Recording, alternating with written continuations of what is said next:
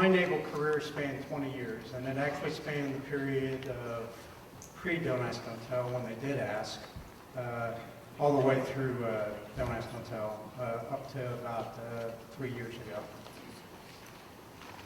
And like David, when I first joined up, the application asked, are you homosexual? Have you committed homosexual acts? Are you going to commit homosexual acts? And I said no, because quite honestly at that time, I had not come to terms with my sexuality. But as I started to come to terms with the fact that yes, I was gay, with that realization came a heightened sense of paranoia and fear that any little slip-up, any little mistake would lead to me being discovered. And discovery meant that I would be kicked out of the service and kicked out with a less than honorable discharge. Don't Ask, Don't Tell was a marginal step in the right direction to getting rid of the ban on service by homosexuals. It did curtail the activities of commands in conducting witch hunts. Prior to Don't Ask, Don't Tell, the criminal investigative services for each of the military branches would actually have as mission to go in and ferret out homosexuals within the ranks. And so they would actually send decoys onto the ships to act gay, to try to find who all the gay people were on the ship. And then, you know, one day you would see a half dozen people, a dozen people just marched off the ship and kicked out of the service. And so it got rid of that. But again, it was just a marginal step because it still required you,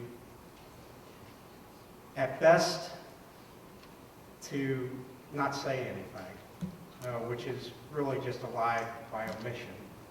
And at worst, to actually have to lie.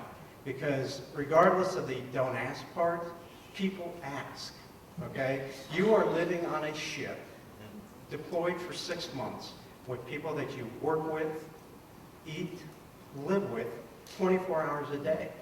How can you not expect your friends to ask you, hey, do you have a girlfriend? Hey, you want to go out to the bar and pick up women with us? Yeah? Hey, can I set you up with my girlfriend's friend? And what do you say? Do you say, keep on saying, no, not interested, no, not interested? And gradually people start to say, well, why aren't you interested? And so you start to bring suspicion down upon yourself. And suspicion just means that people start looking at you really closely. And now you're worried about, okay, do I make some slip up some other way? Am I off base and they see something? And so the asking goes on. It goes on in a very friendly, social manner, but it goes on.